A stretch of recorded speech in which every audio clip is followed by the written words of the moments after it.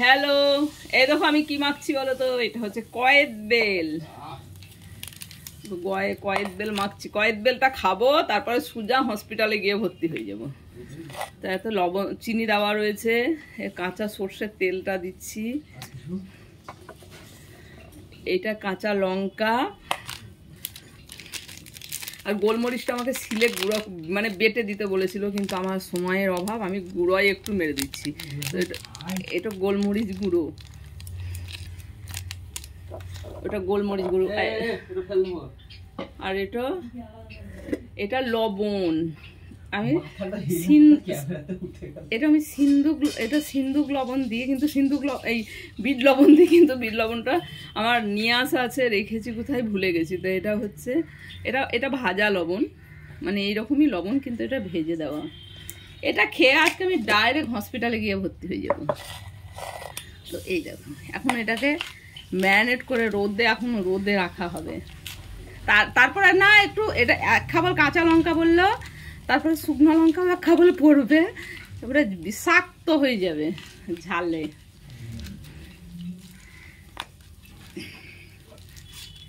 তোমরা খাবে নাকি? চারটে এইটুকুটুকু কয়েদ বেল, চারটে কয়েদ বেলের দাম হচ্ছে 50 টাকা।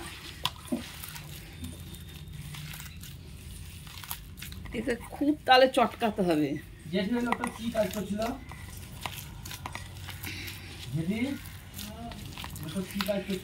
তো দেখো কয়েদ বেলটা কেমন আমি মাখছি, দেখো যা খেতে হবে না, হেভি। এই কাঁচা লঙ্কাটাকে আর গোলমরিচটাকে আমাকে সিলে বেটে দিতে বলেছিল। আমি তো এমনিতেই সব মশলাই সিলে বাটি, আমি গুঁড়ো মশলা তো ব্যবহার করি না, কিন্তু আমার এখন সময়ের অভাব। রবিবারের দিন যেন বেশি কাজ।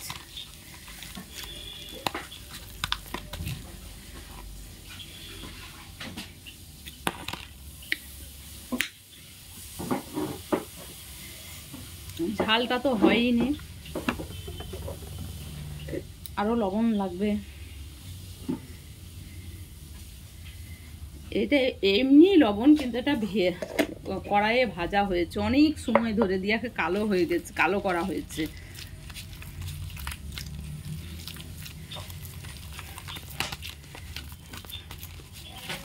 দাঁড়াও তোমরা থাকো, আমি একটু লঙ্কা গুঁড়ো নিয়ে আসি।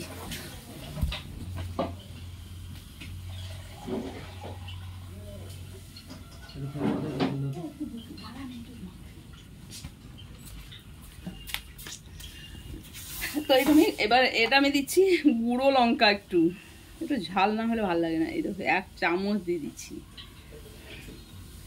খাওয়ার সময় চোখ দিয়ে হেভি জল বেরাবে, করে খেতে হবে, তবে ভালো লাগে। হ্যাঁ,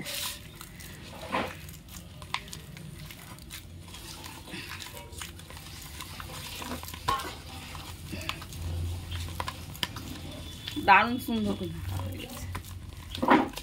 এটা একদমই ওই ছেলেটাই ভেঙে দিয়েছিল, মানে দেখতে পাকা মনে হয়, কিন্তু ভিতরটা কাঁচা থাকে। ওই জন্য আমি বলে যে তুমি সবটাই ভেঙে দাও, তো ও সবটাই ভেঙে দিয়েছে। এগুলো সব গাছ পাকা, একদম কালো